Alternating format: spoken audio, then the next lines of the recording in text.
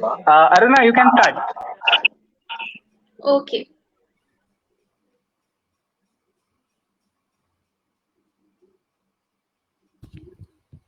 So, Jai Bhim, Full Johar, Satrangi Salam, and Salam Welcome. On behalf of Beukhoff Awards Collective, it gives me great pleasure to extend a warm welcome to our distinguished speakers and participants who have joined the session. I welcome one and all. On the session, Beukhoff Awards present the Festival of Knowledge. I would like to introduce all the speakers. We have four very assertive and strong women from different states and of India.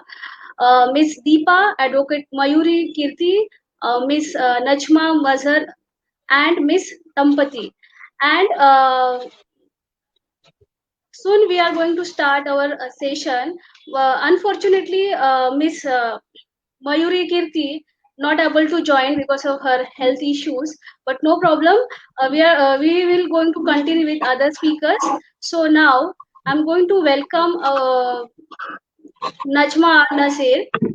She is going to present her experience now. She is only 23 years old and from a small village of Mysore district, Pariyapatan Taluk, medical student, poet, was Canada radio jockey, voiceover artist from past 4 years, active in progressive movement of Karnataka, presently active in Janata Dal Secure. Without extending further, let me request Najma Nasir to take charge of the session. Over to you, ma'am. Hi, good evening to everyone. Namaskar. Myself, Najma Nasir. I'm basically from the small village, this is small, Chota Khariya hai mera, Piriyapatna Taluk, Mysore district se. And from past 4 years, I'm active in progressive movement in Karnataka, and I took the lead in NRC CAA movement. NRC CAA का जो movement चल रहा था कर्नाटका में, मैं lead ली थी. And more than 60 to 65 open programs, protest और 10 से ज्यादा NRC CAA के बारे में सेशंस मैंने की है. अब फिलहाल मैं मेडिकल स्टूडेंट हूँ, साथ साथ में कर्नाटक की एक local party Janata Dal secular में एक्टिव हूँ from past 1 month. So I joined political party after doing my activism के experience के साथ साथ I want to empower women to being politically. और साथ साथ में जो मेरी community है कर्नाटक के अंदर all over the India, आप सबको पता है, मेरा स्कार्फ मायना होता है, मेरा नाम मायना होता है. तो इसलिए मैंने मुसलमानों के बच्चियों को पॉलिटिकल पावर और एजुकेशनल पावर कितना इम्पोर्टेंट है जानते हुए मैं उनके साथ इस वक्त वर्क कर रही हूँ. तो मेरा लाइफ एक्सपीरियंस मैं आपके साथ शेयर करना चाहती हूँ. Being a woman, how the hurdles I face and what are the consequences I faced during this movemental period. जो आगे आके बात करने का एक पिछले वाले कम्युनिटी से, मुस्लिम कम्युनिटी से सामने आकर बात करने का इतनी आसान की बात नहीं है. घर से बाहर पढ़ाई को आने के लिए भी इतना आसान बात नहीं है. फैमिली प्रेशर्स होते हैं, कल्चरल प्रेशर्स होते हैं, रिलीजियस प्रेशर्स होते हैं. उसके नाते एक्टिविज्म में आना, पॉलिटिक्स में जाना. I don't have any political background. I don't have any activism background. My parents are farmers. We have 2.5 acre land. We are dependent on that. They started giving us education. साथ साथ में मेरी मम्मा की एक छोटी आशा थी कि वो पढ़ना सकी. She got married in the age of 13. So उसको पढ़ने की ख्वाहिश थी. उसकी पढ़ने की ख्वाहिश को माँ ने मेरे ऊपर प्रेशराइज लाते हुए she started pulling me towards the education.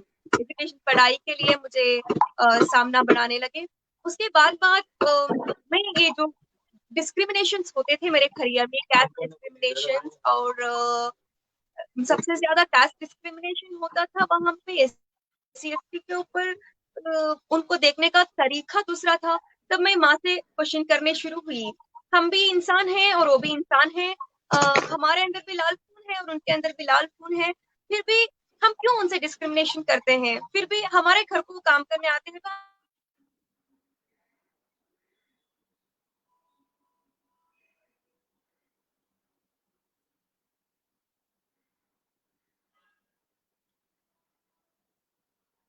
I think she has some network issues.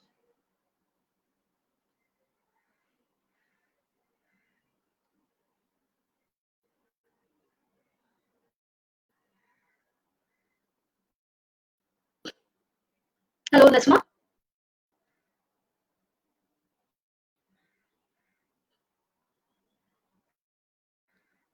Najma, can you hear me?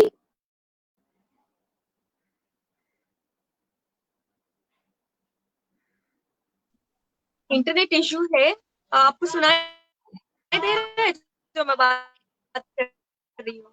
हाँ, अभी अभी अभी दे रहा है, कुछ टाइम के लिए चला गया था साउंड।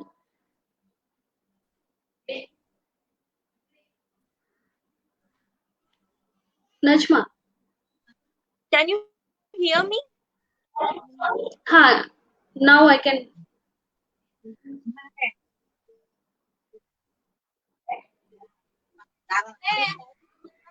इंटरनेट इश्यू है तो मुझे clear is not clear, sorry for the inconvenience. या आई कैन Okay. अगर आपका आपका तो नेटवर्क थोड़ा सा जैसे अगर डिस्क्रिमिनेशन वीक है, होता था, लाइक बीइंग अ फैमिली, पिछले 15 साल पहले मैं जब बच्ची थी ना, मुसलमान लोग था इन माय होम टाउन में। हाँ, नेटवर्क वीक है। नजमा, आप अपना वीडियो बंद करके सिर्फ ऑडियो चालू रखो, फिर आ जाएगा, साउंड आ जाएगा हमें।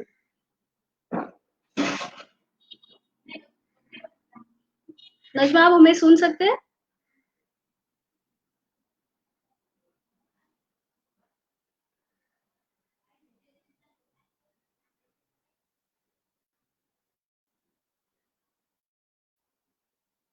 Yes, very bad network problem.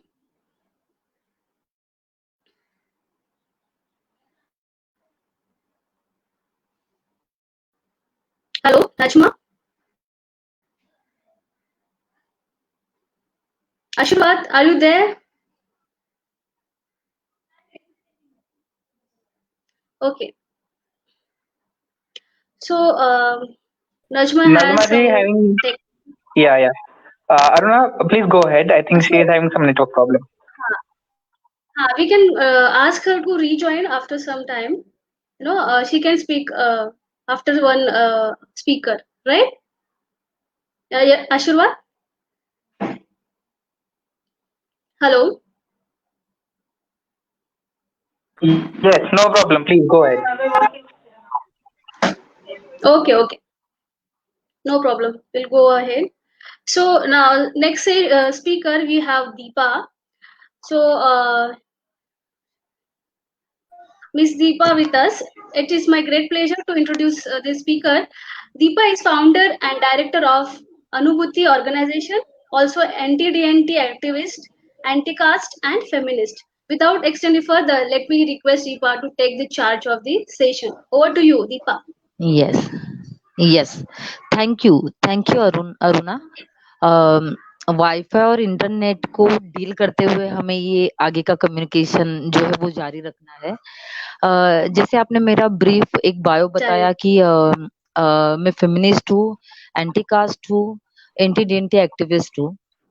अगर मेरे एक जर्नी के बारे में मैं संक्षिप्त में बताऊं तो मेरा जो जन्म हुआ है वो मुंबई के शिवड़ी नाम की एक बस्ती में हुआ है, जिसे हम हमारे काफी अर्बनाइजेशन की भाषा में स्लम कहते हैं। जॉइंट फैमिली में मेरा जन्म हुआ है, करीबन 20-22 लोग एक ही फैमिली में रहते थे। और जब मैं बड़ी हो रही थी तब अपने आइडेंटिटी को लेकर ही मेरे मुद्दे थे, क्योंकि बाहर का एक जो समाज है वो कई बार कमतर नजरियों से देखता था। और मेरा आवाज आ रहा है अरुणा? यस, आवाज आ रहा है? हाँ, Deepa, you can continue. Yes, okay. तो मेरा जो समुदाय है, मैं जिस जनजाति से हूँ, जमाती से हूँ, वो नोमैडिक ट्राइब है। गाड़िया लोहार नाम की ये जमात है जो महाराष्ट्र में दिखाई देती है। रास्तों के किनारे लोहे के हथियार बनाने का हमारा व्यवसाय है, हमारे समुदाय का। और बचपन से ही मैंने और मेरे घर के और भी जो मेरे सिबलिंग्स थे, उन्होंने अपने पापा को और घर में ये व्यवसाय में जो है वो मदद की है। मतलब मेरा जो बचपन है वो बाकी लड़कियों से कई बार मुझे अलग दिखाई देता था, क्योंकि बाकी लड़कियां अपने ड्रीम और कोचिंग क्लासेस और ये सारी बातों के प्लान करते थे, और हमारे प्लान होते थे कि हमें भट्टी के ऊपर पापा को मदद करनी होती थी, जिसे हम भट्टी में हवा भरने का जो साधन कहते हैं, ज्याला आपण बोलतो की भाता फुकण्याचं साधन असतं, वो मदद करनी पड़ती थी। और घर में जो है वो बहुत ही बोलबाला था कि हम हिंदू है। ये समझने के लिए मुझे अपने उम्र के 30, 32, 34 साल में आना पड़ा कि एनटी डीएनटी हो या एसटी हो, इनका ऐसा कोई धर्म नहीं होता है, ये तो जनजातियां है। लेकिन घर के अंदर उस तरह का वातावरण था कि करीबन मुझे याद है कि मैं चौथी से ही सनातन प्रभात के जो क्लासेस भरते हैं, जिनको हम बोलते हैं कि आरएसएस की जो संगठनाएं होती है, उनकी जो शाखाएं होती है, वो शाखाएं हमारे स्कूल के सामने के मंदिर में भरती थी।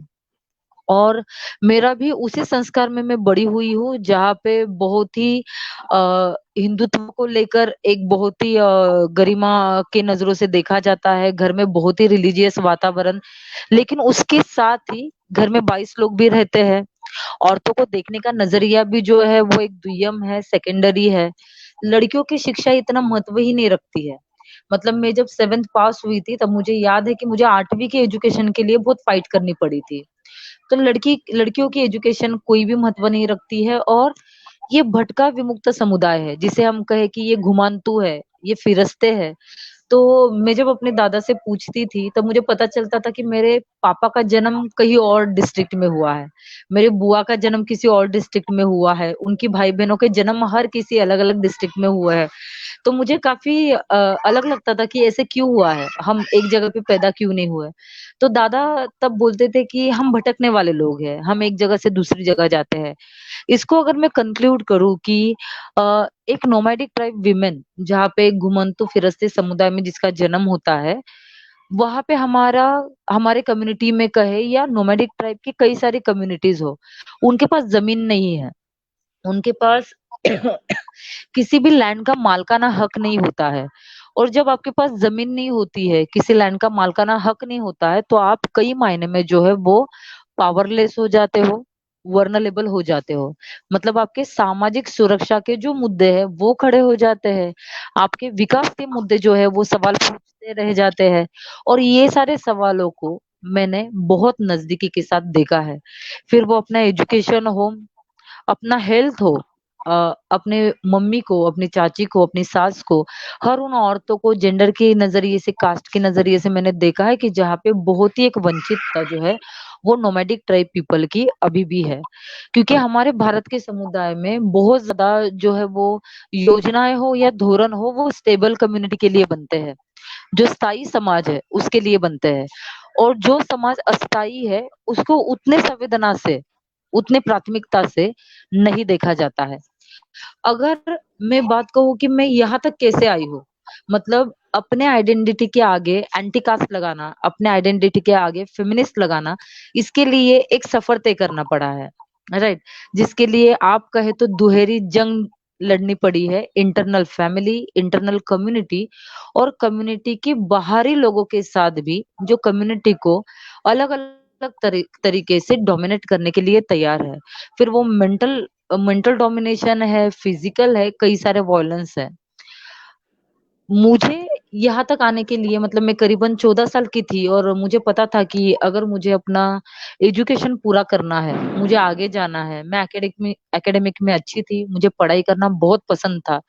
और मैं देख रही थी कि घर में एजुकेशन हो या औरतों का जो जगह है, औरतों का जो एग्जिस्टेंस है, और उसके अंदर भी एडोलेसेंट एज की लड़कियों का जो एग्जिस्टेंस है, उसके लिए एक जगह, जिसे हम कहे कि एजेंसी नहीं नहीं थी।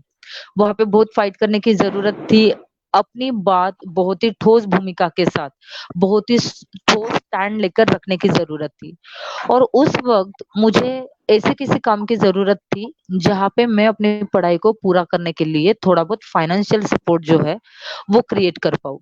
और कोई इंसिडेंस से एक सामाजिक संगठन से मैं रूबरू हुई, जहाँ पे मोबाइल लाइब्रेरी का काम हो, लोगों को पढ़ाना सिखाना है, लोगों को लिटरेसी से परिचय करवाना है। ऐसे काफी प्राथमिक तौर के जो कामों से है मेरा जुड़ाव रहा। और वहां पे सबसे बेहतरीन बात जो हुई मेरी जिंदगी में कि मुझे कुछ किताबों से मेरी दोस्ती हो गई। जो किताबें टेक्स्ट बुक के बाहर की है, जो किताबें आपको एक अलग सोच की तरफ क्वेश्चन रेज़ करती है, आपको कुछ अलग सोचने के ऊपर मजबूर करती है। तो वो मेरा सफ़र जो है वो 14 साल से शुरू हुआ और वो सफ़र आज तक मेरा शुरू है। मुझे बहुत ज़्यादा लगता है, मतलब मैं अपने बारे में बहुत कम बता रही हूँ, हमारे पास टाइम टाइम का लिमिट है, 10-12 मिनट में हमें पूरा भी करना है। अगर किसी के सवाल हो तो मैं उसका जवाब बिल्कुल दूँगी, लेकिन मुझे जो लगता है कि जो प्रायोरिटी है, जब तक औरत करके, एक विमेन करके, एक यंग विमेन करके और उस कम्युनिटी से आते हुए जिस कम्युनिटी को पुरुष प्रधानता हो, मैस्कुलिनिटी हो, अलग-अलग कम्युनिटी के हायरार्की के पावर में रहने वाले जो इंस्टीट्यूशंस है, वो दबोचने के लिए, एक तरह से उनकी घुटन, उनकी मर्यादा लांघने के लिए वहाँ पे बैठे हुए हैं, मर्यादाएँ निर्माण करने के लिए वहाँ पे बैठे हुए हैं, तब वहाँ पे क्या किया जा सकता है? तो मुझे लगता है कि वहाँ पे हमारे पास एक ही वेपन है, जो सबसे बढ़िया वेपन है कि हम हमारा एक तरह का इंटेलेक्चुअल रिवॉल्यूशन करें और सिर्फ वो इंटेलेक्चुअल रिवॉल्यूशन जो है वो अपने आप तक ना करते हुए, वो connected society, connected community, ground तक हम किस तरह से लेके जाएँगे, उसके ऊपर जब हम काम करना शुरू करेंगे तो काफ़ी बेहतर रहेगा। मतलब मुझे याद है कि मतलब मैं 12th में फर्स्ट क्लास थी और कॉलेज के अंदर मैं सेकंड थी। लेकिन मुझे याद है कि ₹3,500 के लिए मेरा कॉलेज कंटिन्यू नहीं हो पाया और तब मुझे बाबा साहेब का एक अजीब-सा गुस्सा आता था। कुछ पता नहीं था, कुछ भी पता नहीं था क्योंकि घर के अंदर फुले, बाबा साहेब, सावित्री ये नाम भी अनसुने थे और कई बार जब बाबा साहेब का नाम लिया जाता था तो घर में वो एक्सेप्टेंस ही नहीं था। मतलब घर में हमें बताया जाता था कि आप इन लोगों से दूर रहोगे और जबकि हम भी बहुत प्रिविलेज नहीं थे। हम तो और भी मतलब नोमैडिक ट्राइब तो और भी ग्राउंड में फँसी हुई कम्युनिटीज़ है। तो उस तरह का कल्चर मतलब बाबा साहब का संस्कृति मुझे घर से नहीं मिला। लेकिन 12वीं के एग्ज़ाम को बहुत अच्छा रिकॉर्ड के साथ पास करने के बावजूद जब मेरा कॉलेज में एडमिशन नहीं हो पाया, तब मुझे लगा कि मेरे सारी गलतियों मतलब मेरे ज़िंदगी के सारे प्रॉब्लम्स के ज़िम्मेदार बाबा साहेब हैं। क्योंकि कहीं तो सुना था बनावटी कुछ तो कि रिज़र्वेशन है और कुछ नहीं समझता था और बार-बार दिमाग करता था कि ये इंसान ने रिज़र्वेशन क्यों निकाला? इतना भी नहीं पता था कि वो रिज़र्वेशन नोमैडिक ट्राइब को भी है। मतलब हम भी उसको एक्सेस कर सकते हैं और काफ़ी कोइंसिडेंस से मेरा चैत्य भूमि की तरफ जाना हुआ और वहाँ पे दरवाज़ा लगाना प्लीज़। वहाँ पे मुझे ना कुछ अलग कवर होने वाले बुक्स दिखाई दिए। मन के अंदर काफ़ी गुस्सा था मेरा एक्चुअली और बहुत ही मन की ताकत बंधाते हुए मैंने अपने लाइफ में बाबा साहब का पहली किताब खरीदी। उस किताब का नाम था शूद्रम मूळचे कोण? मतलब शूद्र जो थे, वो असल में है कौन? और इतनी हार्ड लैंग्वेज की वो बुक थी कि वो बुक मुझे 3 बार पढ़नी पड़ी। उसका लैंग्वेज, बाबा साहेब की थ्योरी इतनी हार्ड थी अ, उसको मैं कहूँगी वो हार्ड इसलिए थी क्योंकि वो भाषा हमें पढ़ाई भी नहीं गई है ना घर में। उस भाषा से हमें अवगत भी नहीं कराया गया है। बाबा साहेब, फुले, शिवाजी महाराज, सावित्री, फातिमा इनकी संस्कृति घर में जतन करने को नहीं दी जाती है क्योंकि ये सोसाइटी की हायरार्की है। वो आपको एक अलग संस्कृति बताते हैं जो भगवे का झंडा लेके आती है।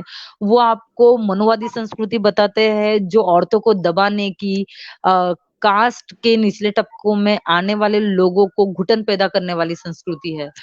तो जब मैंने ये बुक पढ़ा ना, तब धीरे-धीरे हम कहें कि काफ़ी छोटे-छोटे वेटेज का जो शौक है ना, वो मुझे लगने लगा कि असल में जो बाबा साहब ने कहा है उसके अंदर के असुर हम थे।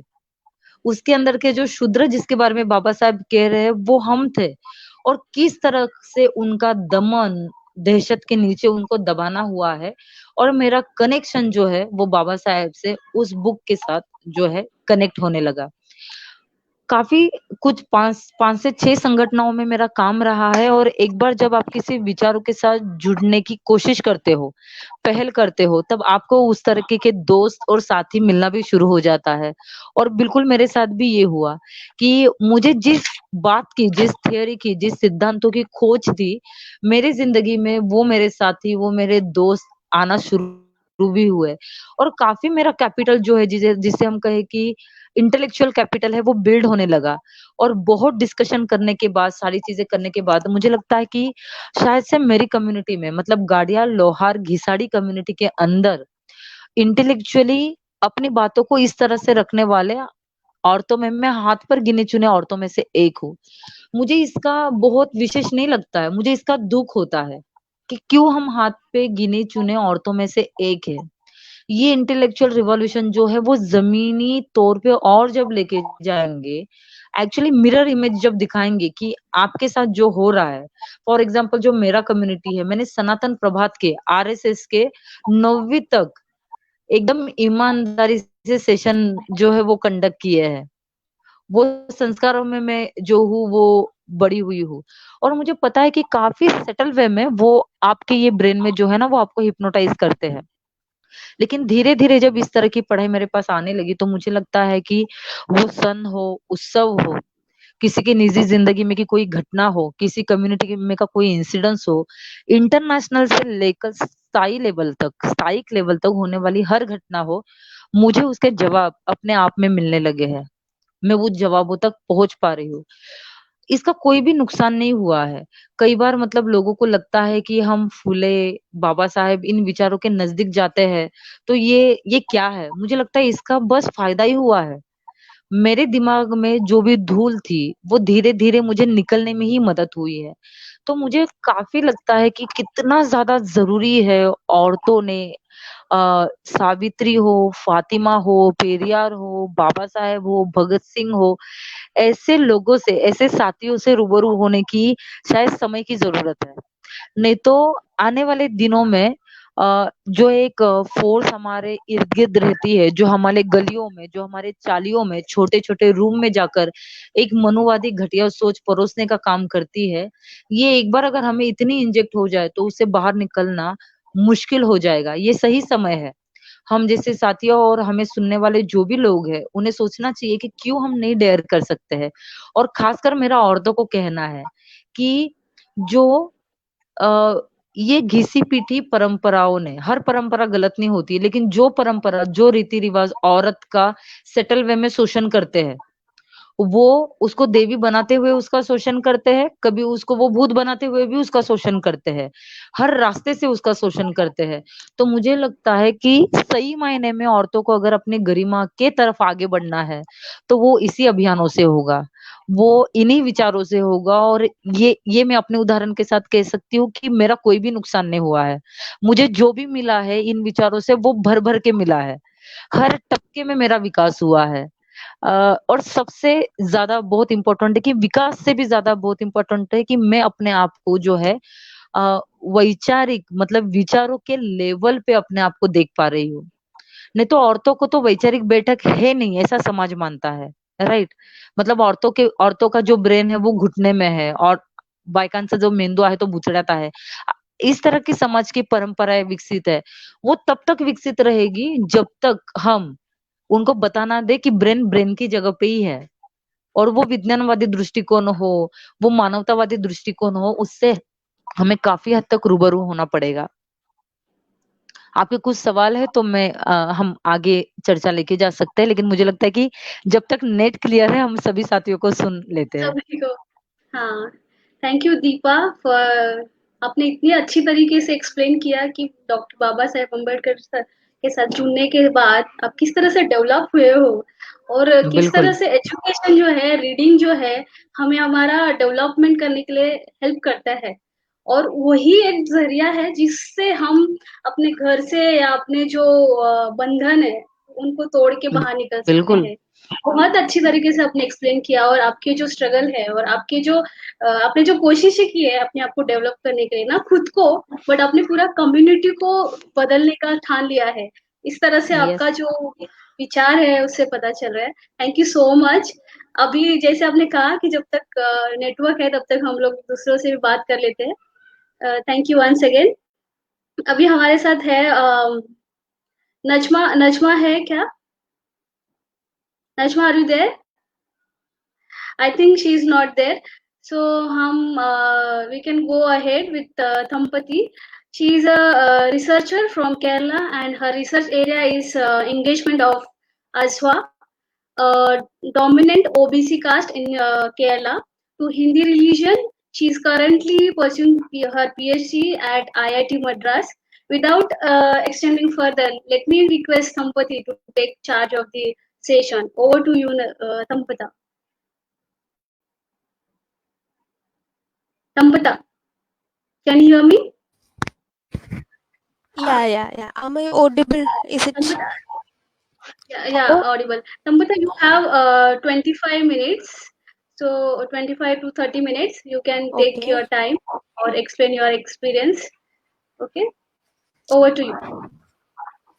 Yeah. So good evening, everyone. And it was so nice listening to Dibata and all about even though Najwa's chat was broken and all, and it was so inspiring to listen to everyone, because whenever there is a topic or whenever there is Oh, she's disconnect. I guess she's disconnect. I guess we both only are there. Najma is not there. So Deepa, if you want to explain anything more, you can explain. You can share your Yes, experience. yes. Yeah, Hmm. Ashirwad, Uh, are you there? yes, Thampati is there, I think. Sampati, connect हो रही है वो may be. Network issues actually अब तक बहुत अच्छे से चल रहा था जब आपका हम्म. सेशन चालू था, राइट.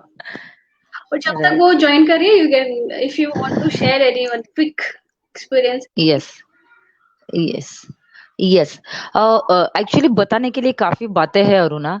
और कैसे है कि खास करके नोमैडिक ट्राइब के जो लोग हैं वो एक तरह की फाइटर कम्युनिटीज है, और कई सारे अलग अलग विभिन्न जमातियों में ये बटे हुए हैं, राइट.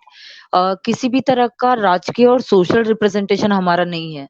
जैसे मैं कहूँ कि वाघा मुरड़ी की कम्युनिटी जो लोगों के शादी ब्याह में जाके मनोरंजन करने का काम करती है, किसी प्रशिक्षण की जरूरत नहीं है. इतने स्किल इन्वेस्टिगेशन को अपने कम्युनिटी के भीतर लाने वाले, कल्चर डेवलप करने वाले ये कम्युनिटी है. मेरी कम्युनिटी गाड़िया लोहार है, जो लोहे के हथियार बनाते हैं. तो इन्वेस्टिगेशन ऑब्वियस हमने खुद ने किया है. हमने देखा होगा कि 2 रुपए के 3 रुपए के गोंदन निकालने वाली कम्युनिटी जो टैटू निकालती है, राइट. औरतें घर घर आके टैटू निकालने का काम करती है. नारियल के सूखे पत्तों से झाड़ू बनाने का काम हो, टोपलियां बनाने का काम हो, तो आपकी नजरों को हमेशा ये कम्युनिटी के लोग नजर आते हैं, राइट. लेकिन अलग अलग जमातियों में बंटने के कारण और बाहर के मनोवादी सोच ने भी हमें इन्फ्लुएंस किया है, तो हमारे संगठन में बहुत तकलीफें होती है. हम वन अम्ब्रेला संगठन हमारे हो नहीं पाते हैं. और यहाँ पे मैंने देखा है कि औरतों का जो स्तर है वो बहुत ही ज्यादा निम्न है, क्योंकि पहले से ही ये कम्युनिटी समाज के हायरार्की में भी नीचे है. उसमें जैसे हमें पता है कि पेट्रियार्की का जो एक ढांचा चलता है कि हर समुदाय में औरत फिर से ही औरतें हम बोले तो समाज के हर ढांचे के निम्न स्तर से वो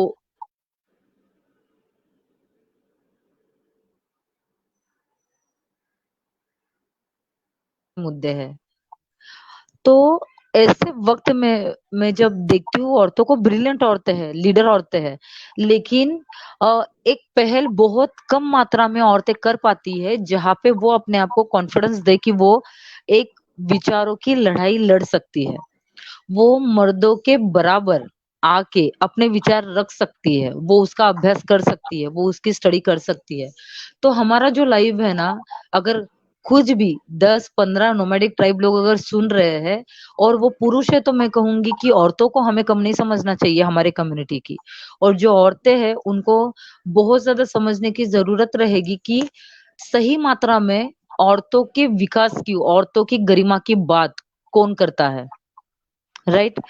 वो कौन से ग्रंथ करते हैं औरतों की गरिमा की बात, और मतलब विमेन डिग्निटी की बात सही मायना में कौन से बुक्स करते हैं, कौन सा एजुकेशन सिस्टम करता है, कौन से आइकॉन्स करते हैं. तो हमें पहले उसका स्टडी करना बहुत जरूरी है. क्या वो मनुवाद करता है, मनुआ से जुड़े हुए अलग अलग जो एक तरह के उनके एजेंट्स है वो करते हैं, या जैसे बाबा साहेब का है या फुले का है, सावित्री का है, उस जमाने में उन्होंने जो काम किया है वो उनके कैपिटल के ऊपर हम अभी भी जी रहे हैं। मतलब उन्होंने जो भांडवल निर्माण किया था उसके कैपिटल के ऊपर हम अभी भी जी रहे हैं। तो औरतें जो है खासकर, मतलब मुझे लगता है कि जब मैं अपने आप को देखती हूँ और समझ में आता है कि अ, ये जो लड़ाई है वो लड़ पाने की ताकत कहाँ से मिली है, तो मुझे उसका कॉन्टेक्स्ट पूरा जो है ये या चळवळीत दिसतं, इन अभियानों में दिखता है, इन आंदोलनों में दिखता है, जिन्होंने समाज के परिवर्तन की सही मायने में कोशिश की है। जैसे मैं अगर कुछ एग्जांपल दूं कि बाबा साहेब के इतने सारे अभियान हैं, या पुणे का जो सावित्रीबाई फुले ने न्हावी कम्युनिटी का जो आंदोलन छेड़ा था, राइट, कि जो बाल विधवाएं है, जो विधवा है, उनके सर मुंडन करने के लिए न्हावियों ने तब आंदोलन छेड़ा था सावित्रीबाई फुले के लीडरशिप के साथ। वो कितना बेहतरीन, मतलब क्या ताकत होगी वहां पे। औरतों के जस्टिस के साथ, औरतों के डिग्निटी के साथ इतना डट के रहने वाले कौन है? हमें उन लोगों को ढूंढ के निकालना होगा। हमें ऐसे लोगों को ढूंढ के निकालना होगा जिन्होंने लगातार औरतों के गरिमा की, औरतों के सही मायने के विकास की, औरतों की मोबिलिटी की, फ्रीडम की सही मायने में बात की है। फिर वो बाबा साहेब ने की है, वो नंगेली ने की है, राइट। तो मुझे लगता है कि शायद हमें बात सिर्फ बुक की नहीं है। देखिए हमारा जो टेक्स्ट बुक है, जो हमें पढ़ाया जाता है कई बार, वो बहुत कई बार बायस्ड होता है ना। मतलब हम देखते हैं कि नोमैडिक ट्राइब की बातें अगर हम करते हैं तो आज भी कई सारे महाविद्यालयों के बुक में नोमैडिक ट्राइब पीपल को क्रिमिनल करके सिखाया जाता है कि दिस कम्युनिटीज जो है वो क्रिमिनल है। तो बहुत ज्यादा विश्वास नहीं कर सकते हम, जो बहुत प्रस्तावित एजुकेशन सिस्टम है वो वही पढ़ाएंगे जो उनके पापा ने, बाप दादाओं ने उनको कहा है, वो वही पढ़ाएंगे हमें। तो हमें हमारे विकास के सही माध्यम पढ़ाने वाले लोगों के पास, उन मैकेनिज्म के पास पहुंचना पड़ेगा जो औरतों के नजरिए से औरतों के विकास की बात करते हैं, जिसे हम फेमिनिज्म कहे। और फेमिनिज्म की भी अगर हम बात करें तो देखिए, फेमिनिज्म बस एक लाइन का सेंटेंस तो नहीं है। फेमिनिज्म वो जमीनी औरतों का भी तो है। हाँ, उन औरतों के नजरिए से भी तो समाज का परिवर्तन, समाज का विकास देखने की जरूरत है, राइट। तो वो जमीनी औरतें हैं। तो मुझे तो अपने एक्सपीरियंस के अंदर मैं कई सारी घटनाएं जो है वो शेयर कर सकती हूँ, जिस तरह से सिंपल सिंपल बात है कि आज भी मुझे नहीं लगता है कि अगर हम कभी फेस्टिवल में 4 औरतें जब हमारे घर में बैठती है तो हम जल्दी से माहवारी के बारे में, मेंस्ट्रुएशन के बारे में बात नहीं करते हैं।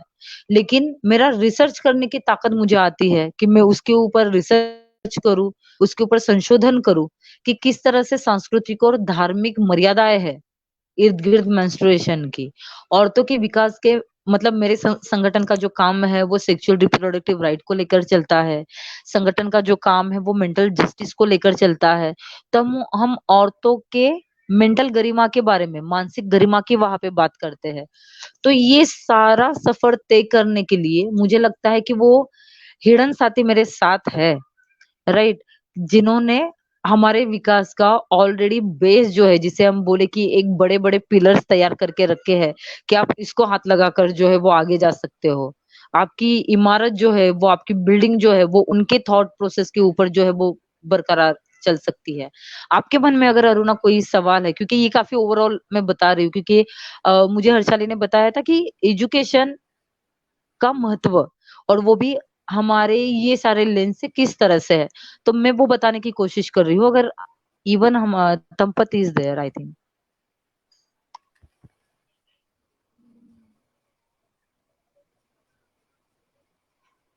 अरुणा आप अनम्यूट, यस अरुणा, अरुणा आप म्यूट पे हो। Aruna, automatic yes. है। ओके, हाँ, एक्चुअली बहुत सारे सवाल है क्योंकि जिस एरिया से आप बिलोंग करते हो, आप काम कर रहे हो, जिसका एक्सपीरियंस आप रखते हो, बहुत सारे सवाल है। बट अभी हमारे पास टाइम लिमिट है, तो लेट्स सी, और भी हमारे लोग सवाल पूछेंगे ही, तब हम लोग संपत्ति को उनसे बात करते हैं, संपत्ति मैडम से, क्योंकि उनका नेटवर्क इश्यूज हो गया था। No problem, you can continue now. Yeah, I'm sorry. Like suddenly my network got bad and No, all. it's So okay. what?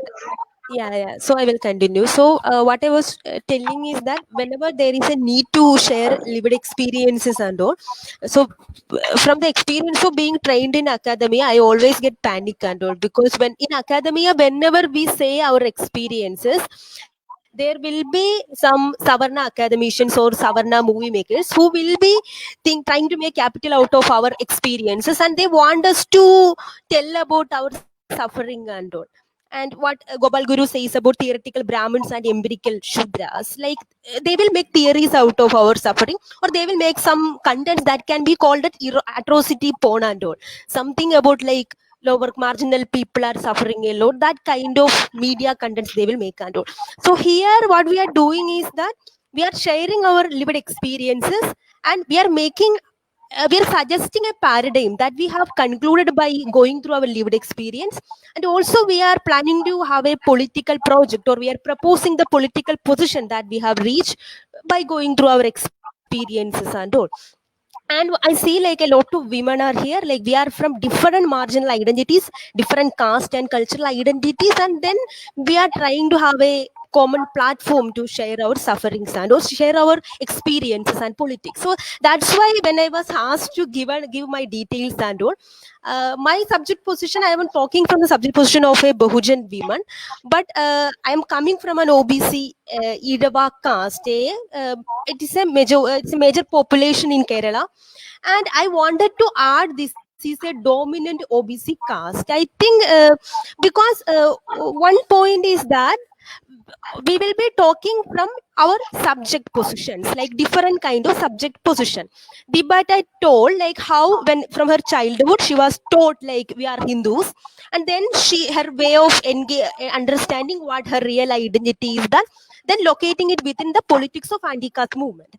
And so similarly, in my experiences and in the my subject position, I am talking the subject position of a Bahujan woman, not because I am belonging to an OBC caste. Rather, there is some kind, this is a historically produced category, and my act of asserting my Bahujan identity, my act of being a Bahujan, being in the political community of Dalit Bahujans all over India. So this is an act of kind of moving away from the dominant way of living and dominant way of understanding of my community. Because Idavas, or like many of the OBC castes in India, I think we can draw a lot of parallels here. We have suffered a lot under the Brahminic caste system, and when the colonial modernity came, there was a strong and active anti-caste socio-reform movement, Idava socio-reform movement, which was always not only talking about the political and civil rights or the dignity and respect to be attained by Idavas or the particular OBCs, but also it was self-reflexively looking at the privileges of Idavas. And the leader of the anti-caste movement, Srinarayan Gunu, told, he advised Idavas like don't aspire to be like Savarnas. Learn from Dalit people and be with join their struggles and be with the anti-caste movement and all. That is what his proposition was.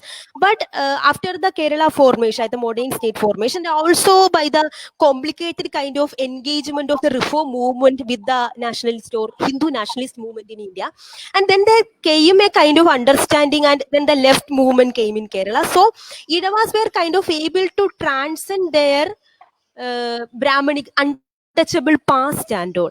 And then with the whatever the capital they have gained from by engaging to the colonial modernity, and the kind of attitude they are having is like we will use all I think that is common to all the lower caste communities. Like what we have in us is like looking for all the platform, looking for almost all the possible ways to by which we can attain social mobility. And there is a history of this caste, like their engagement to the politics and their kind of economic mobility they have acquired. And that history is, I assert, this is also a history of the kind of exclusion and violence they have done to the Dalit and tribal community. So I think whenever I am talking from a Bahujan women perspective, I want to assert this kind of privileges that I'm comparatively the kind of privileges that I am having here.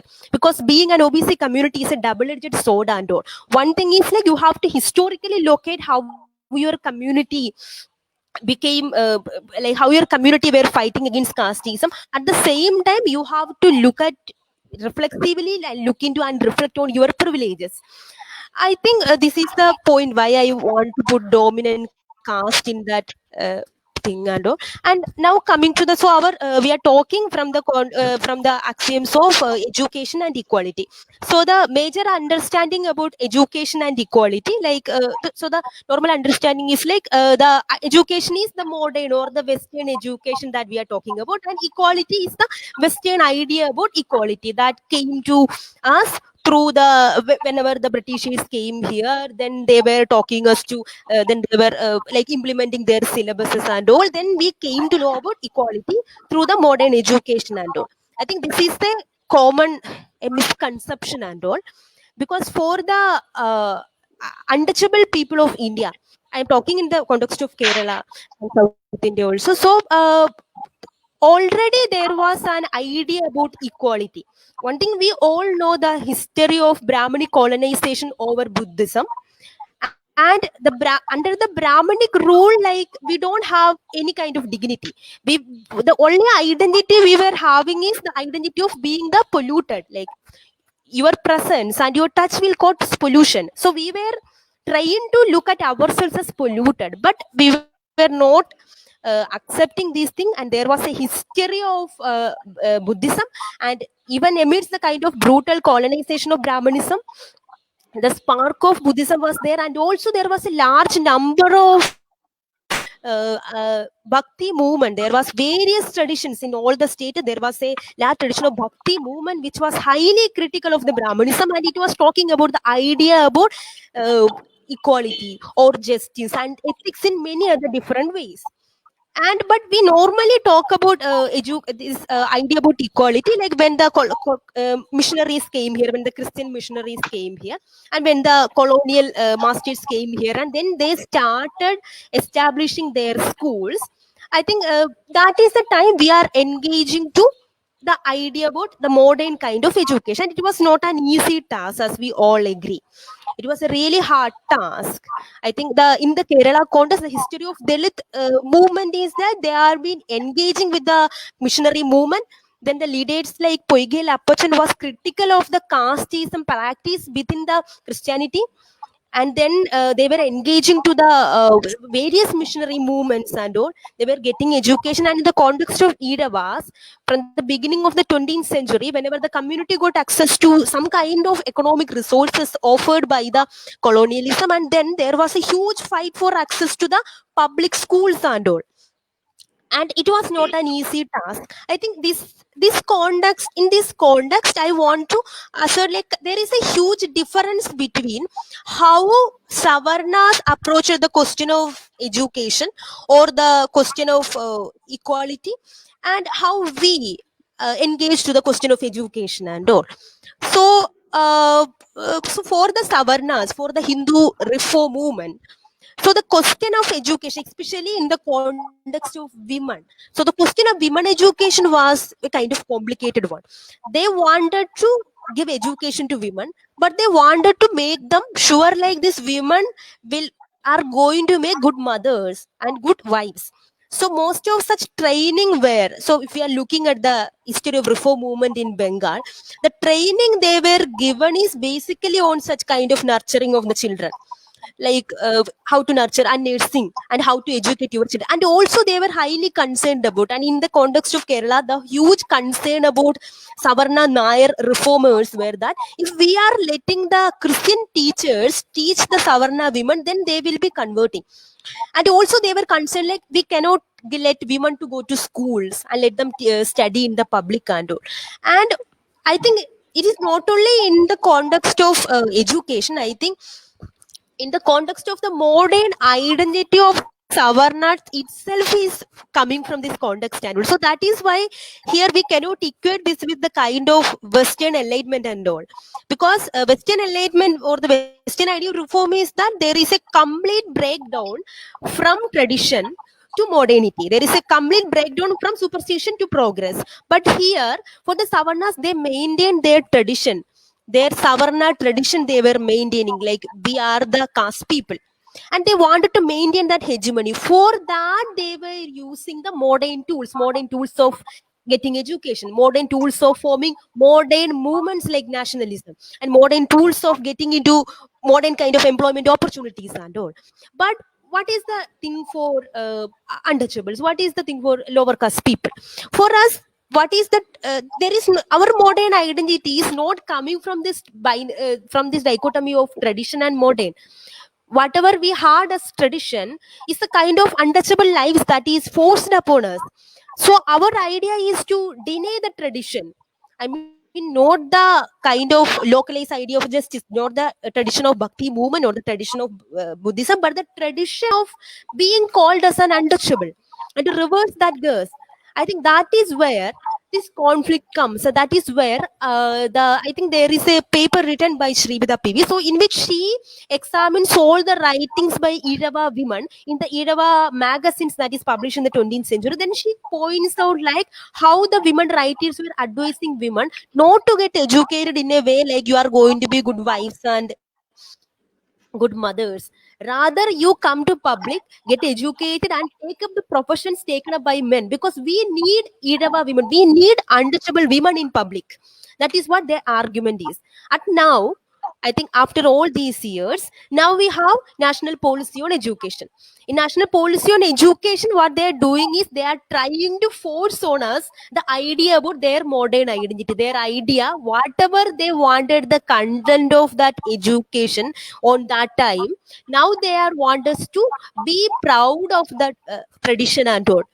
They are forcing on us their tradition, and it is a very complex mixture and all. There is a mixture of science and tradition. There is a mixture of this Brahminic texts and to the modern ideas of democracy and all.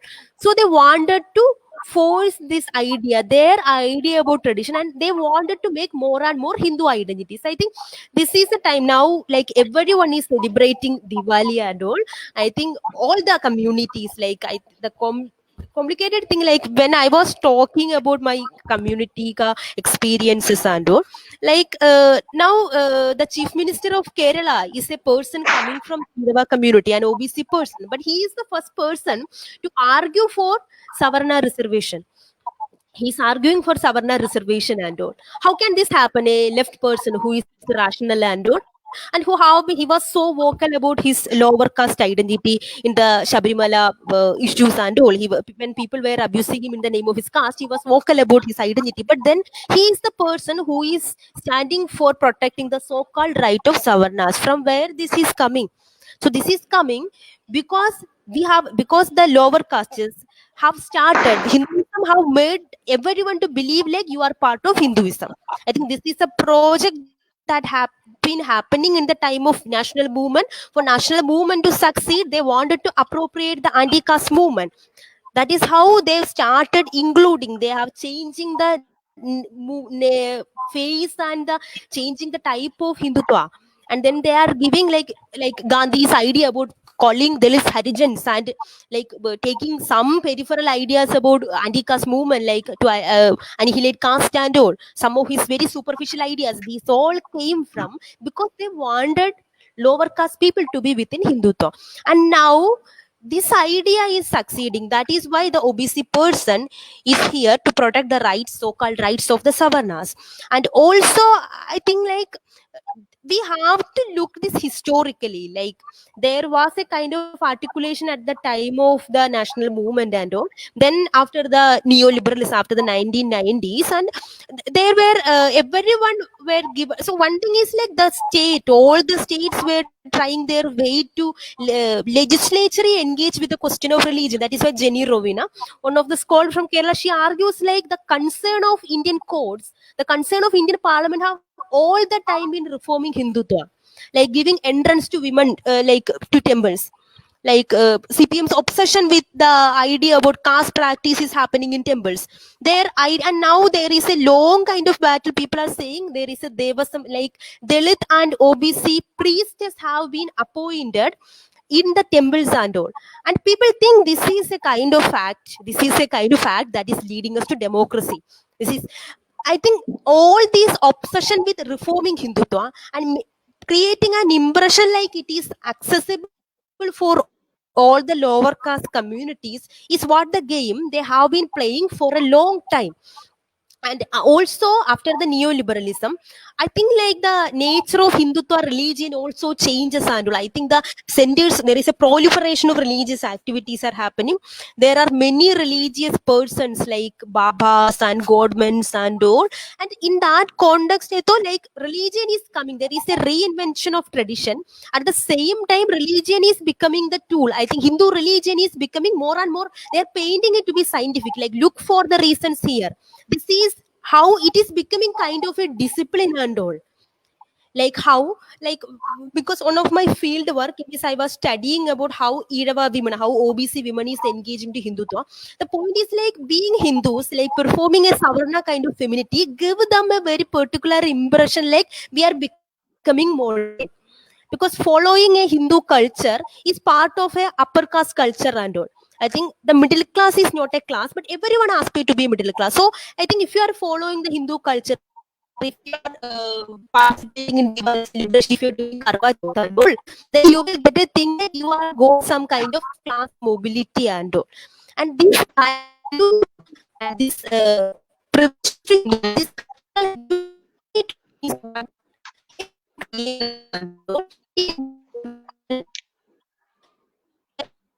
Um, Sampati, yes. I will. Hello. हाँ हाँ बोलिए बोलिए दंपति, you can speak. दंपति madam. Yeah. So yeah. So like the nature of Hindu religion is same.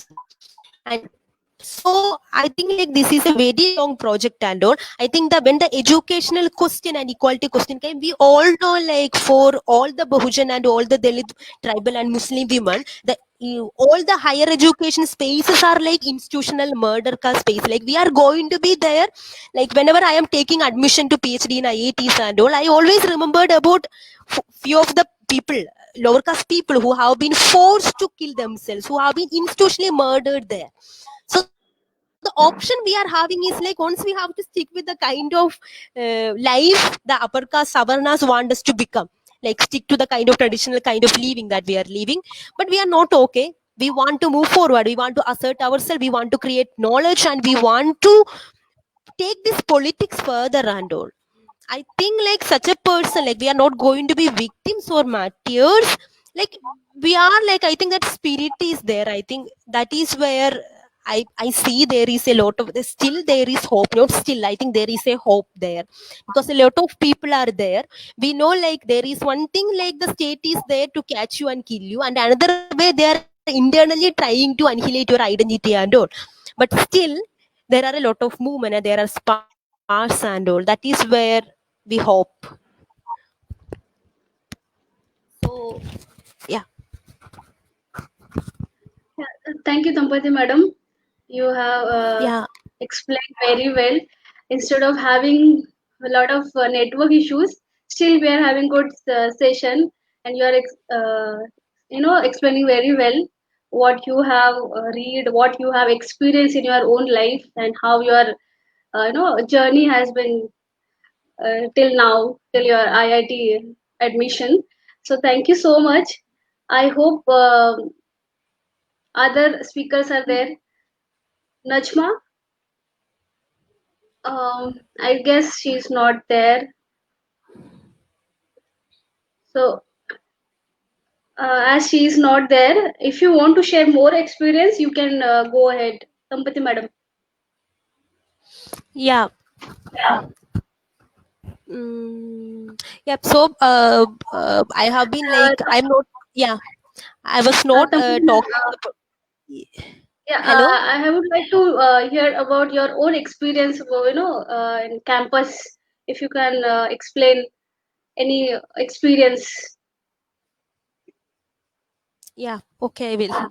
So I think like I will talk like when we are talking about education, or the kind of, I think talking in the context of Kerala and all, like one idea is like the idea about caste itself and all.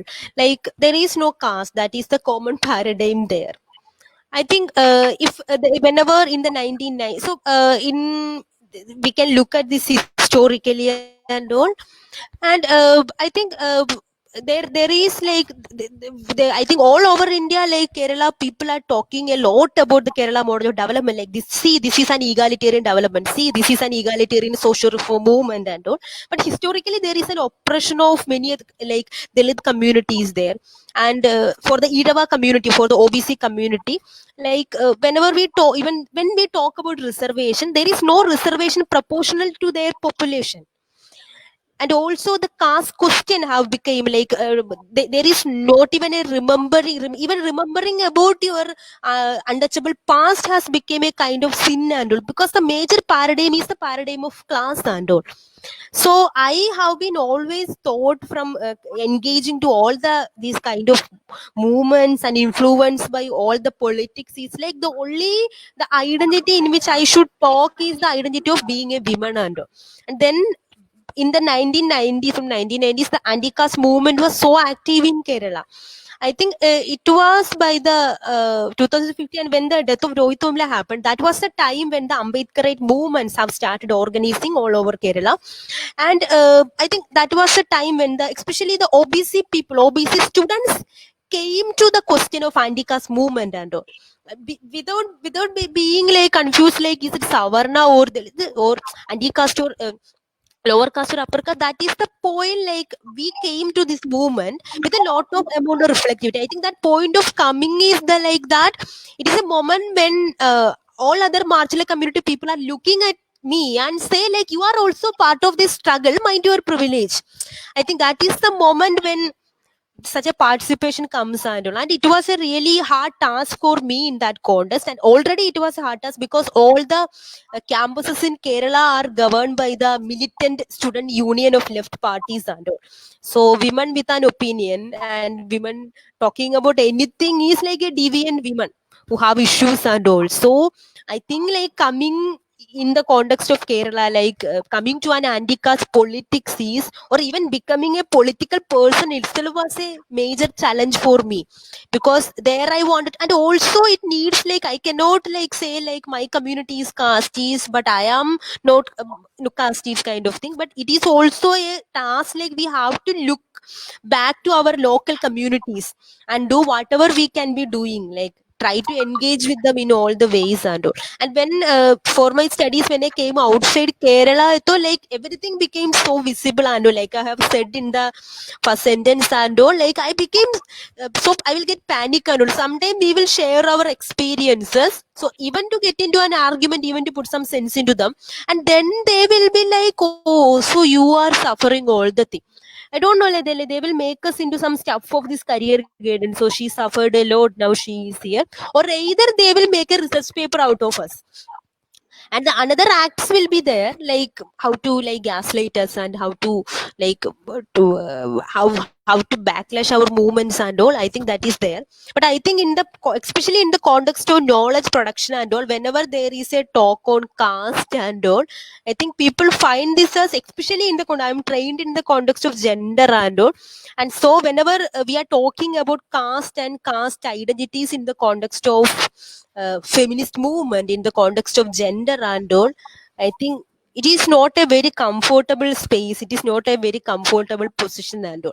What they understand from, especially in the feminist platforms and all, whatever they understand about the caste identities or any other queer identity or any other marginal identities is like understanding a North Indian thali and all, like see, like there are different kind of dishes are here.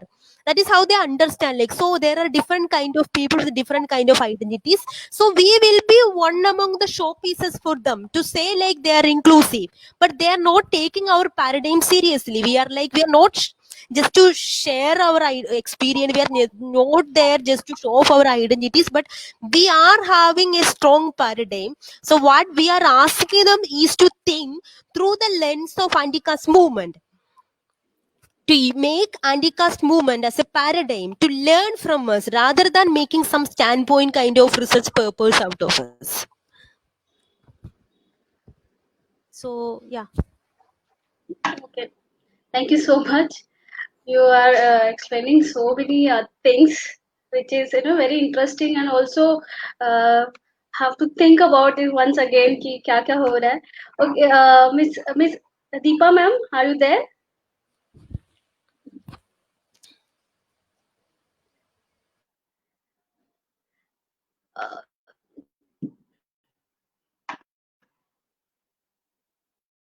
Uh, Deepa ma'am, are you there? I guess she's mute. Hello.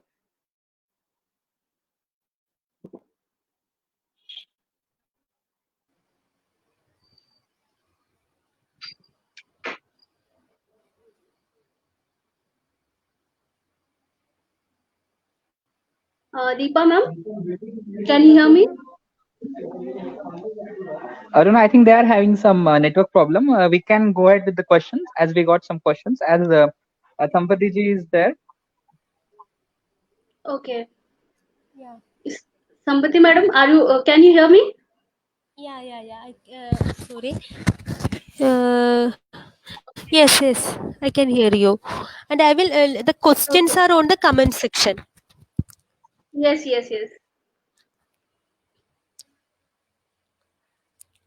So, Harshali is asking, how can we build collective women groups in order to fight for larger social cause, considering each one's marginality and spaces? So, I think yeah, one thing I always believe that differences are always hard.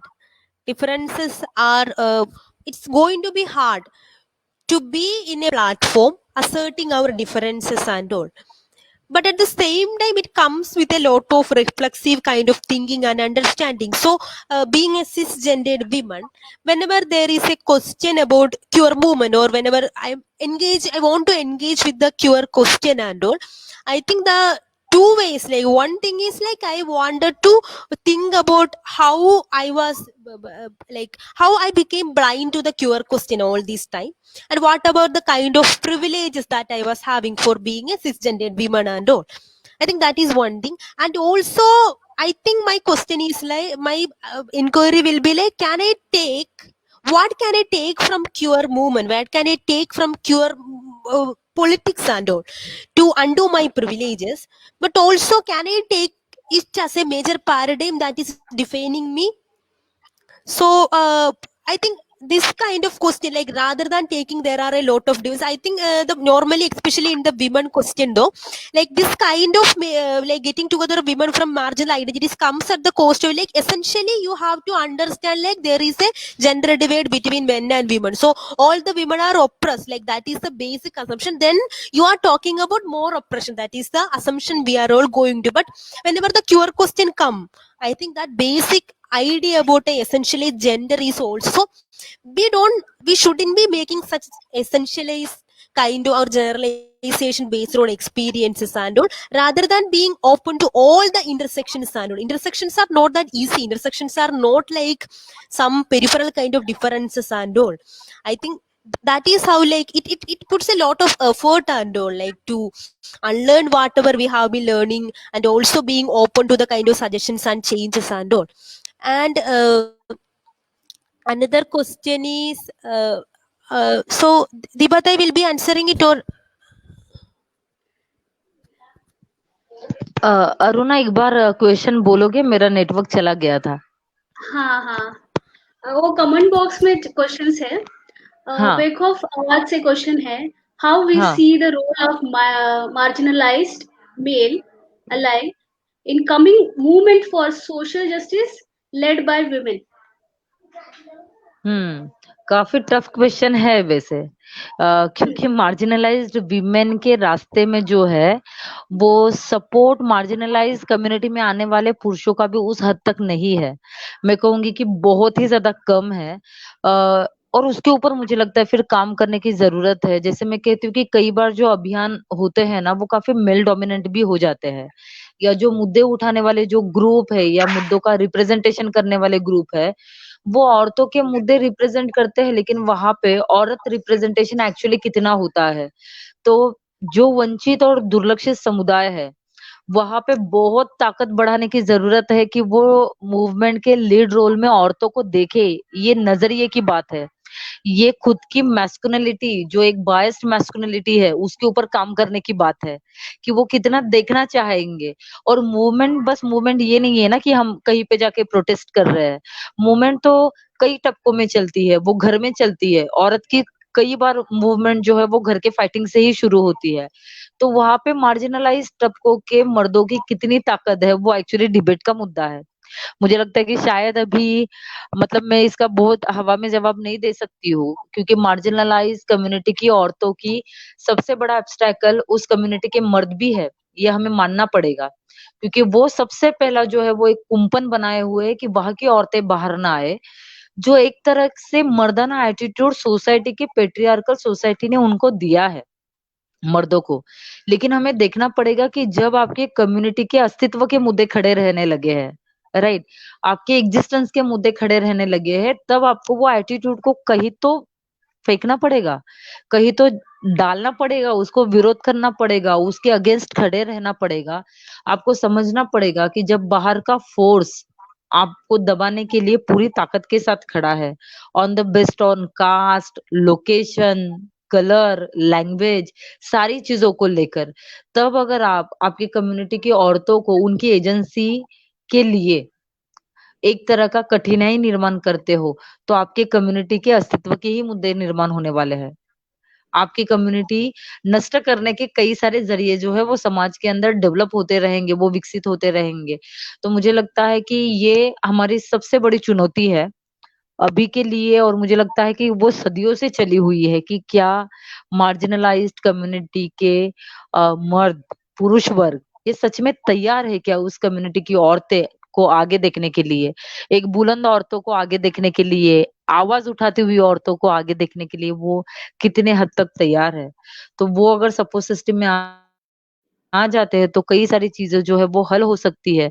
जैसे मैं देखती हूँ कि कई बार बहुजन movement के अंदर भी, दलित movement के अंदर भी मेरे कई सारे साथी हैं जो मूवमेंट के काफी लीडिंग रोल में है, लेकिन घर की औरतों का उसके अंदर पार्टिसिपेशन नहीं है।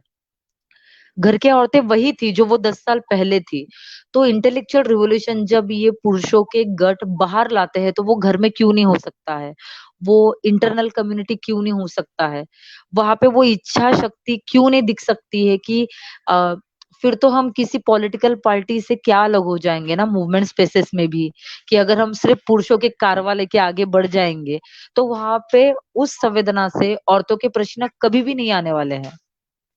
अगर ये कारवाओं की लीडरशिप सिर्फ मेल के पास रहेगी तो धीरे धीरे औरतों के मुद्दे जो है वो बहुत स्ट्रेटेजिकली ये मर्दाना एटीट्यूड नष्ट भी करते जाएंगे, राइट। वहां पे स्पेस नहीं होगा। और जहां तक मैं अपना एक्सपीरियंस बताऊं कि मार्जिनलाइज्ड कम्युनिटी की औरतों को बाहरी लड़ाई करने की ताकत वो ले आती है, लेकिन सबसे ज्यादा फाइट करनी पड़ती है इंटरनल मार्जिनलाइज्ड कम्युनिटी के अंदर, जहां पे थ्रेटन होते हैं, एक तरह के मेंटल इमोशनल अटैक होते हैं और कई बार फिजिकल थ्रेटन भी होते हैं। और ऐसे वक्त में अगर हम ये थिंक टैंक को लेकर आगे जाते हैं कि क्या वंचित समुदायों के, एक दुर्लक्षित दुर्लक्षित घटकों के मर्द क्या अभी तैयार है कि उनकी औरतें जो है वो एक लीडिंग रोल में वो देख पाए, तो मुझे लगता है कि इसका जवाब शायद से कड़वा आ सकता है। बहुत ताकत की जरूरत है इसके लिए। करेक्ट, सही बोला आपने। वन मोर क्वेश्चन है, संपत्ति madam, can you take this? I can take that question. So, I think like the state's engagement to the women question में तो like one idea of how the state like engaging to women question is like how they are producing various kind of women subjectivities. I will explain it like from the if we are looking at the women centered policies that have been implemented by the state. So at first there was initially on the first planning commission first 5-year plan. So the idea is like to focus on the reproductive aspects of the women, their gender roles as mothers and all. So that time they were talking about the idea of a woman within the domesticated. a domesticated idea of women, and whose role is to contribute to the state by producing new population and all.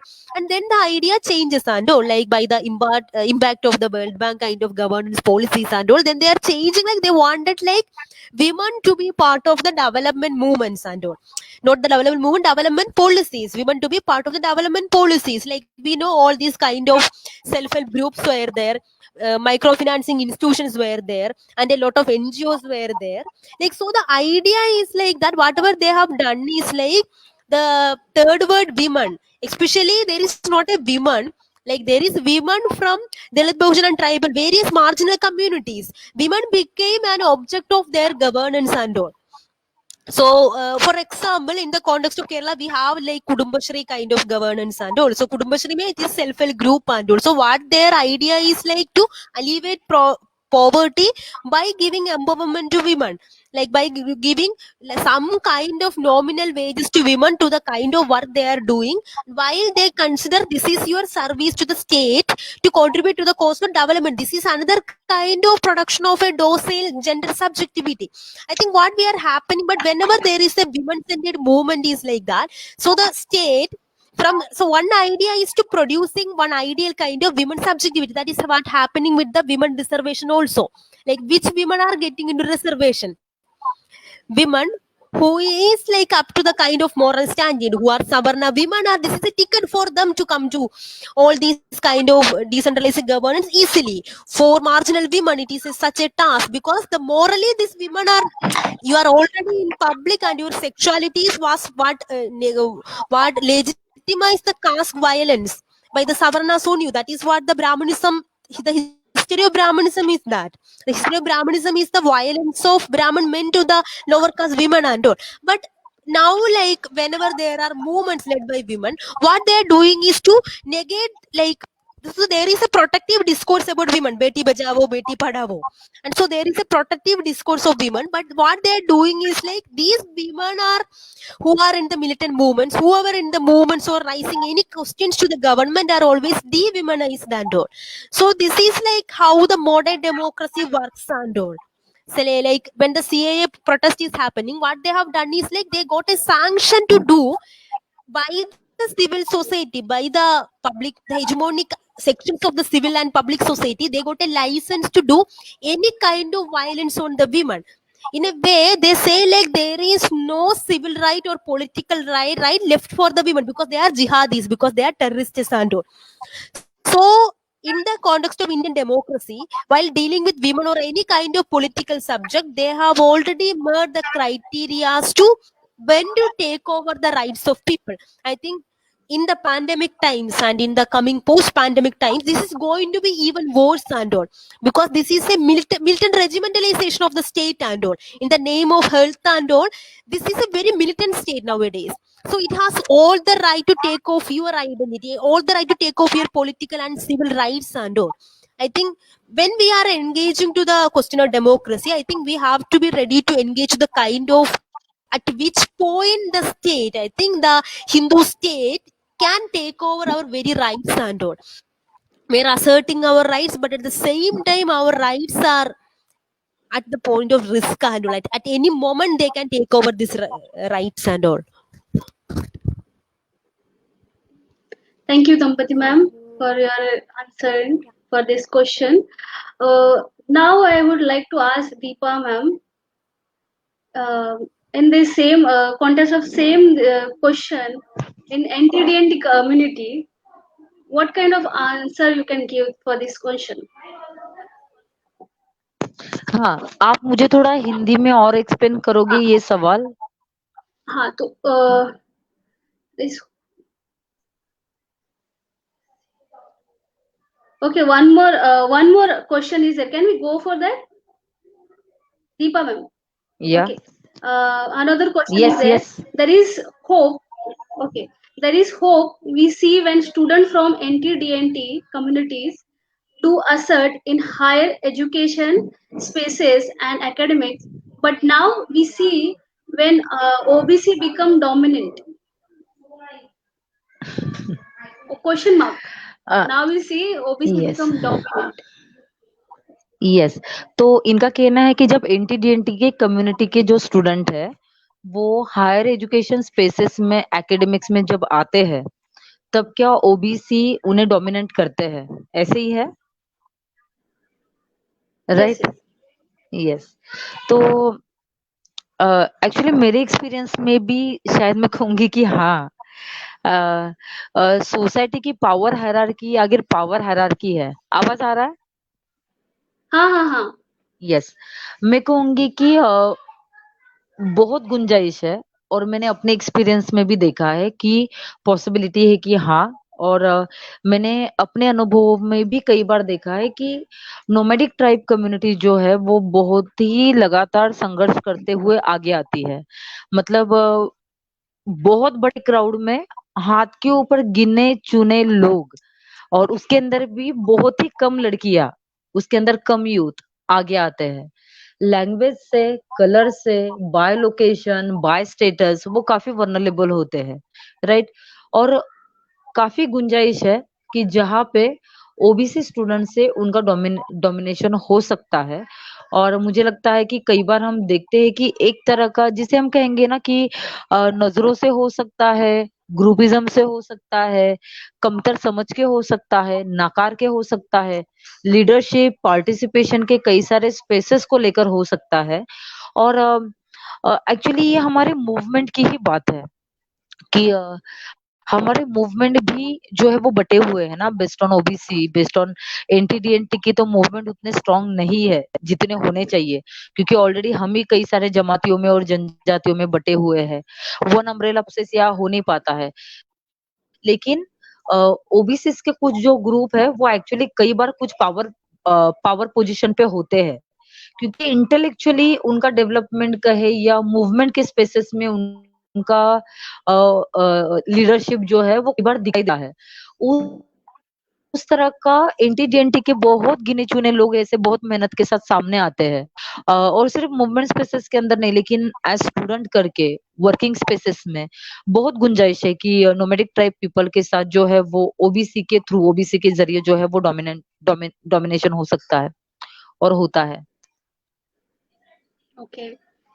तो I hope जो हमें देख रहे हैं उनको एक question का answer मिल गया है कि क्या exactly real yes, real situation क्या है। तो जैसे आपने जब कड़वा थोड़ी देर कड़वा पहले सच है ये। हुँ। हाँ, जैसे आपने थोड़ी देर लेकिन पहले हाँ, बोलिए, बोलिए दीपा मैम। हाँ, कड़वा सच है ये अरुणा, ये कि देखा जाए तो ओबीसी भी अदर एक तरह से वंचित समुदायों से ही अपना ताल्लुक रखने वाले हैं। लेकिन सोसाइटी का जो सिस्टम चलता है ना कि ओबीसी भी कई जगह पे पावरफुल होते हैं, right? Compare to NT DNTs, right? Nomadic tribe से कंपेयर करें तो वो कई जगह पे पावरफुल है। और जब भी कोई कम्युनिटी, कोई व्यक्ति उस पावर पोजीशन पे आता है, तो वो पावर किस तरह से यूज़ हो, उसका हम उसकी शाश्वती या उसकी गारंटी नहीं दे सकते हैं। और नोमैडिक ट्राइब इस मतलब मेरा एक सिंपल सा क्वेश्चन है कि आप कितने नोमैडिक ट्राइब के पीपल को मूवमेंट स्पेसेस में लीडर में देखते हो? राइट? नोमैडिक ट्राइब की राइट, औरतों को कितने स्पेसेस में आप एक्चुअल लीडरशिप में देखते हो? तो क्या उनकी काबिलियत है? और अगर काबिलियत है तो फिर वो स्पेसेस में क्यों नहीं है? आप कितने एंटी-डीएनटीज़ को एकेडमिक के, रिसर्च के उन जगहों पे देखते हो जहाँ पे उनका डिज़र्व करते हैं वो, राइट? तो हो सकता है कि डायरेक्ट वॉयलेंस की भी गुंजाइशें है, होते हैं, और बहुत सटल और हिडन वे में भी वॉयलेंसेस होते हैं, जो ओबीसी भी कभी-कभी पावरफुल होने की वजह से वो पावर वॉक जो है वो चलता है। सही बोला। जैसे हुँ। मेरा एक क्वेश्चन था कि आपने जैसे कहा कि हेलो? हाँ, हाँ, दीपा मैम। यस, हाँ, यस। जैसे कहा कि नोबैडिक जो ट्राइब वुमेन है वो बहुत सारे प्रॉब्लम से गुजरती है। ओके, उनके नंबर ऑफ प्रॉब्लम्स अभी भी है उनके पास आज के तारीख में। तो मैं उससे बिल्कुल। और थोड़ा डिटेल में जानना चाहते हैं, हम सभी जानना चाहते हैं कि आज के तारीख में जब हम लोग वुमेन डेवलपमेंट की बात करते हैं और वुमेन डेवलप करने के लिए गवर्नमेंट ने वो अलग-अलग स्कीम्स निकाले हैं और हुँ। हर लीडर ने विमेन डेवलपमेंट के लिए बहुत सारे वेज उन्होंने बताए हैं कि इस तरह से, जैसे कि सेल्फ हेल्प ग्रुप हो गए या फिर ऐसे छोटे छोटे स्कीम्स है, फिर भी आज के तारीख में किस तरह से विमेन फेस कर रहे हैं प्रॉब्लम्स को एनटीडीएनटी सबसे पहले मैं इसको इस तरह से एक्सप्लेन करती हूँ कि भारत की पार्श्वभूमि के अंदर जो योजनाएं, जो धोरण, जो पॉलिसीज बनते हैं वो स्टेबल कम्युनिटी को ध्यान में लेकर बनते हैं। जो कम्युनिटी एक जगह पे रहती है, जो कम्युनिटी अनस्टेबल है, जो घुमान्तु है, फिरस्ते है, क्या सच में हमारी योजना और पॉलिसी उन कम्युनिटीज को देखकर बनती है? तो उसका जवाब बहुत ही मात्रा में नहीं में आता है, राइट। रही सेल्फ हेल्प ग्रुप की बात, तो एक्चुअली वो तो डिबेट का मुद्दा है कि सच में वो महिला आर्थिक सक्षमीकरण उससे कितना हुआ है, राइट। सच में महिला आर्थिक सक्षमीकरण का वो सच में मार्ग है क्या, उसके ऊपर थॉट प्रोसेस होने की काफी जरूरत मुझे लगती है। एनटीडीएनटी की विमेन की अभी भी जो इशू है ना, मुझे बहुत दुख होता है बताने के लिए कि ब्रिटिशों ने जब से इस तरह का कंडीशन क्रिएट किया है 1871 से, कि जो फाइटर कम्युनिटी है, जो ब्रिटिशों के क्लास सिस्टम के खिलाफ, उनके शोषण के खिलाफ, उनके दमन के खिलाफ आवाज उठाने वाली ये जो जनजातियां है, उनको अंग्रेजों ने फोर्सफुली माइग्रेंट किया, उनको क्रिमिनलाइज किया, उनके विकास के सारे साधन और संसाधन छीन लिए गए। और जिस तरह से ब्रिटिश एंटी की कंडीशन को छोड़ के चले गए हैं, राइट। भारत के अर्थव्यवस्था, सामाजिक और राजकीय व्यवस्था के अंदर जो है बहुत तगड़ा काम नहीं हो पाया है एनटीडीएनटी को लेकर। वो इच्छा शक्ति, वो संवेदना नजर नहीं आई है। जैसे मैं आपकी रिसेंटली कोरोना का एग्जाम्पल देखे, एनटीडीएनटी के कितने सारे समुदाय अलग अलग जगहों पे अटके पड़े थे, राइट। डॉक्यूमेंट तक न पहुंचने वाली कम्युनिटी, असेट स्टॉक करने का कल्चर न होने वाली कम्युनिटी, यहाँ तक कि राशन स्टॉक करने का भी कल्चर न होने वाली ये कम्युनिटी है। वहां हमें कितने सेंसिटिविटी के साथ देखना चाहिए। कोरोना की इस तरह की इमरजेंसी में भी एनटीडीएनटी के कई सारे फैमिलीज के ऊपर जो है वो मॉब लिंचिंग के केसेस हुए हैं, लेकिन मूवमेंट स्पेसेस के अंदर उसको कितना बहुत ही शोर करते हुए उठाया गया है।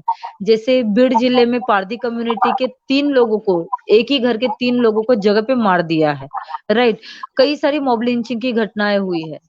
जो लोग रास्ते पे रहते हैं, गांव के बाहर रहते हैं, कितना आसान है पुलिस को उनके साथ वायलेंस करना, राइट। मतलब एक प्रिविलेज सेटल वे में रहने वाले लोगों को बहुत बड़ी आवाज में बोलना, और जो लोगों का घर का सिस्टम ही रास्ते पे है, गांव के बाहर है, ब्रिज के नीचे है, वो तो सॉफ्ट कॉर्नर हो जाते हैं ना।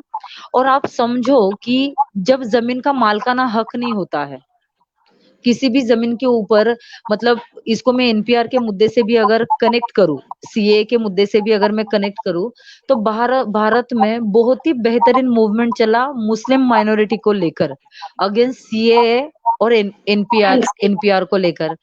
लेकिन ये सबसे पहला जो मुद्दा है वो नोमैडिक ट्राइब का है, क्योंकि यहाँ पे डॉक्यूमेंट ही नहीं है, राइट। और उस तरह के डॉक्यूमेंट नहीं है जो जमीन के ऊपर मालकाना हक बताए, क्योंकि जमीन ही नहीं है, फार्म नहीं है, खेती नहीं है। एक छोटा सा 8x10 का घर भी बहुत ऐसे शायद फर्स्ट जनरेशन होगा जो अपने नाम पे कर रहे हैं, राइट, जो खरीद रहे हैं, हमारे जैसे लोग जो पढ़ रहे हैं, काम कर रहे हैं, और आगे आके अभी उस तरह का एक प्रॉपर्टी जो है वो लेने की कोशिश कर रहे हैं। तो जिनके पुश्तों का जमीनी हक ही नहीं है, वो कहाँ से डॉक्यूमेंट देंगे? तो कितना इनसिक्योरिटी है पॉलिटिकल परिवेश में, एनटीडीएनटी का कितना इनसिक्योरिटी है। जो कम्युनिटी का लॉक सिस्टम नहीं है, दरवाजे का सिस्टम नहीं है, कड़ी का सिस्टम नहीं है, हमें समझना पड़ेगा कि इस समुदाय की औरतों के सामाजिक असुरक्षा के मुद्दे कितने गहन है, कितने गंभीर है, राइट। और जहाँ पे पुलिस का भी एक एटीट्यूड कई बार पुलिस प्रशासन का भी होता है कि एंटी जैसे ही है, क्योंकि जो वो क्रिमिनलाइजेशन किया गया है वो यहाँ से नहीं निकला है ना, वो हमारे इसमें घोल दिया गया है कि ये कम्युनिटीज को देखने का नजरिया एक तरह का है। दूसरा है कि इन कम्युनिटीज ने भी तो देखा है कि पुलिस प्रशासन ने कुछ खास सपोर्ट नहीं किया है, तो जब इनके साथ वायलेंस होता है वो कहाँ जाके जस्टिस मांगेंगे, राइट। कहाँ जाएंगे, कहाँ जस्टिस मांगेंगे? बहुत ही इच्छा शक्ति कम दिखती दिखती है। और जहां तक हम औरतों के मुद्दे ले, अगर हम कोरोना से फिर से एक बार उसको कनेक्ट करें, तो आप देखोगे कि जनवरी से ऑलमोस्ट अभी तक का एनटीडीएनटी का कमाने का सीजन था, माइग्रेशन का इनका सीजन था, कमाने का इनका सीजन था, और पूरा सीजन जो है वो लैप्स हो गया है। अगर औरतों के नजरिए से हम देखें तो इसका एनटीडीएनटी के विमेन हेल्थ के ऊपर बहुत ही गंदा असर होने वाला है, राइट। लेकिन वो सच में आईसीडीएस की, मतलब आंगनवाड़ी की कितनी आंगनवाड़ी से जो आईसीडीएस सिस्टम है वो कितना पेट भर पाएगा एनटीडीएनटी के औरतों का, राइट। चाइल्ड राइट्स के मुद्दे यहाँ पे है, मतलब हमारे बच्चे जो है वो कितने सेफ है, बिल्कुल भी सेफ नहीं है। हाँ, और एडोलेसेंट एज का अगर हम पकड़े, अगर हम यूथ एज का पकड़े, तो अभी से हमें लड़कियों के फोन आना शुरू हुए हैं। गए 5-6 महीने से एनटीडीएनटी की लड़कियां हमारे कांटेक्ट में है। वो कहती है कि दीदी, कोरोना के अंदर घर का आर्थिक कंडीशन ऐसे हुआ है कि सबसे पहले लड़कियों का एजुकेशन छूटने वाला है। जो फर्स्ट जनरेशन बहुत ही मेहनत के साथ एजुकेशन के वेव में जाने की कोशिश कर रही है, मेन स्ट्रीमिंग होने की कोशिश कर रही है, राइट, उनका एजुकेशन छूटने वाला है। तो यहाँ पे बहुत ही गंभीर विषय है, औरतों के सेक्सुअल रिप्रोडक्टिव हेल्थ के विषय है, औरतों के सामाजिक सुरक्षा के विषय है, शेल्टर के विषय है। मतलब क्या एनटीडीएनटी के लोगों को सच में घूमना पसंद है, एक जगह से दूसरी जगह जाना पसंद है? जो कम्युनिटी को लगता है कि वो उनका लाइफस्टाइल है, वो उनको कंटिन्यू करने का भी हक रखते हैं। लेकिन जो कम्युनिटी को लग रहा है, या कम्युनिटी के कुछ लोगों को लग रहा है कि अभी हमें स्टेबलाइज होना है, उनको स्टेबलाइज करने के अंदर गवर्नमेंट का कितना रोल है, गवर्नमेंट का Correct. कितना रोल है उनके रिहैबिलिटेशन के अंदर। और रिहैबिलिटेशन सिर्फ घर का नहीं होता है ना, रिहैबिलिटेशन औरतों का भी तो होता है, उस घर के अंदर होने वाली लड़कियों का होता है। और जब तक सामाजिक असुरक्षा के मुद्दे कंटिन्यू रहेंगे इस कम्युनिटी के अंदर, तब तक इंटरनल कम्युनिटी और एक्सटर्नल कम्युनिटी, सबसे ज्यादा जो है औरतों के लिए अनसेफ वायलेंस से जुड़ा हुआ वातावरण कंटिन्यू होने वाला है। सही बोली, सही कहा। Yes, Sir, thank you so much, Deepa ma'am, for explaining such a deep, experiences और किस तरह से एंटी के women, child और आई मीन गर्ल्स किस तरह टाइप के प्रॉब्लम्स वो लोग फेस कर रहे हैं, आपने अच्छे से एक्सप्लेन किया। और हमें जो देख रहे हैं उनको भी पता चल रहा होगा कि किस क्या क्या प्रॉब्लम्स हो रही है। अगर हमारे आसपास वो दिखाई नहीं देती है, लेकिन डीप इनसाइड जाओगे तो बहुत सारे प्रॉब्लम्स है जिनको हम हर दिन फेस करते हैं। वो एक नहीं है, ऐसे अनेक है जिसमें काम करने की जरूरत है। और हमें आगे आके हिम्मत दिखा के असर्टिव होके उस पे काम करने की जरूरत है। और उस बहुत फ्यू लेडीज लोग, लड़की लोग, गर्ल्स है जो बाहर निकल के अपने एजुकेशन के लिए और अपने हक के लिए लड़ती है और आगे आती है। तो थैंक यू सो मच। और थैंक यू दंपति। once again I would like to thanks everyone and distinguished speakers, ladies and gentlemen. As we come to the end of this session, it's my great honor to propose a vote of thanks on behalf of Beckhoff Awards. We would like to extend our sincere thanks to all these speakers for delivering such a comprehensive and insightful presentation and experiences. We are honored to have all the speakers with us here today. We would like to acknowledge our gratitude to our friends from the diplomatic communities, experts, academia, media, and different organizations. Last but not the least, I must mention our deep, sincere of appreciation for our audience who participated in the webinar and those who are watching us live. We are truly honored to have you all with us since evening, since 5 o'clock.